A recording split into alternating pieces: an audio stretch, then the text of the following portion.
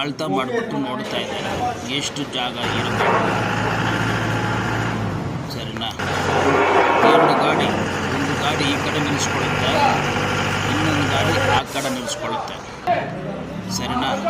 ಈಗ ಗಾಡಿ ಶುರು ಮಾಡಿಬಿಟ್ರೆ ನಾವು ಏನು ಹೇಳಂಗಿಲ್ಲ, ಈಗನೇ ಹೇಳ್ತಾ ಇದ್ದೀವಿ. ಫಸ್ಟ್ ಬಂದು 5 ಫೀಟು 5 ಇಂಚು ಫ್ರೀ ಇತ್ತು, ಆಮೇಲೆ 5 ಫೀಟು ಫ್ರೀ ಇತ್ತು.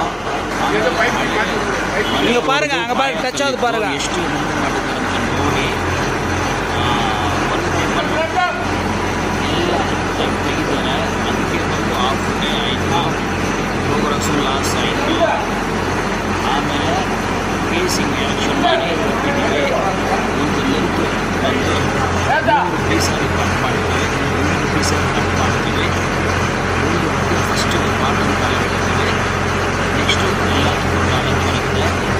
ಫುಲ್ಲು ಸೆಟ್ ಮಾಡಿ ಪ್ರೆಸ್ ಮಾಡ್ತಾರೆ, ಪ್ರೆಸ್ ಮಾಡಿಬಿಟ್ಟು ಕರೆಕ್ಟ್ ಕಟ್ಟಿಂಗ್ ಮಾಡ್ತಾರೆ. ಕಟ್ಟಿಂಗು ಚಾರ್ಜಸ್ಸು இப்போ கொஞ்சம் பின்னால் போகணும். ಆಮೇಲೆ ವಾಟರ್ ಇಂಜೆಕ್ಷನು ಚಾರ್ಜಸ್ ಬರುತ್ತೆ. ஓல்டன் மேலே தூக்குங்க பார்க்கலாம்.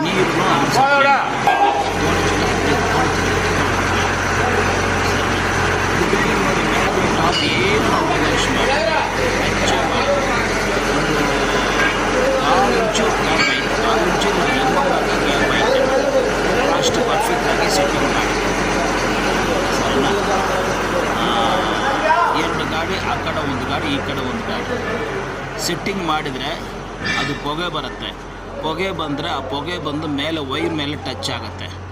ವೈರ್ ಮೇಲೆ ಟಚ್ ಆಗಿದ್ರೆ ಪ್ರಾಬ್ಲಮ್ ಬರ್ಬೋದು ಅಂತ ತಿರ್ಗ ಗಾಡಿ ರಿವರ್ಸ್ಗೆ ತಗೊಂಡ್ಬಿಟ್ಟು ತಿರ್ಗ ಬೇರೆ ಡೈರೆಕ್ಷನ್ ಫ್ರಂಟ್ಗೆ அந்த வயர் நான் கவனிக்கலைங்க.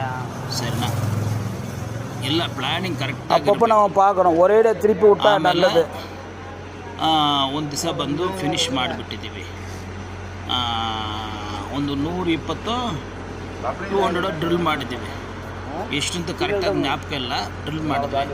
ನೆಕ್ಸ್ಟ್ ದಿವಸ ಬಂದು யார் டாய்லெட் போட சொல்லுங்க, அவங்களுக்கு காமிச்சிட்டு வந்துருங்க. ಹೆಂಗೆ ಬಂದದ ಗೊತ್ತಿಲ್ಲ, அவங்களுக்கு காமிச்சிட்டு வந்துருங்க. நீங்க போறத நம்ம வீட்டுக்கு போயிட்டு வந்துருங்க. ಫುಲ್ ಡ್ರೈನೇ ಹೋಯ್ತು. ಒಂದು ರಾಡ್ ಆದಮೇಲೆ ಕ್ಲೀನ್ ಮಾಡಿಬಿಟ್ಟು ಸ್ಟಾಪ್ ಮಾಡಿದ್ವಿ. ಬೆಳಗ್ಗೆ ಸ್ಟೋರೇಜ್ ಸಿಕ್ತು. ಹಂಗಂದ್ರೆ 150-110 ಏನೋ ಗ್ಯಾಪು ಸಿಕ್ಕಿರಬೇಕು.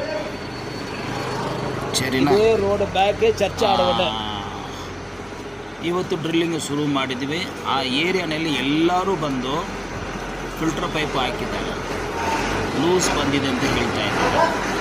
ಎಲ್ಲರೂ ಬಂದು 1000 ಫೀಟ್ ಮಾಡಿದ್ದಾರೆ.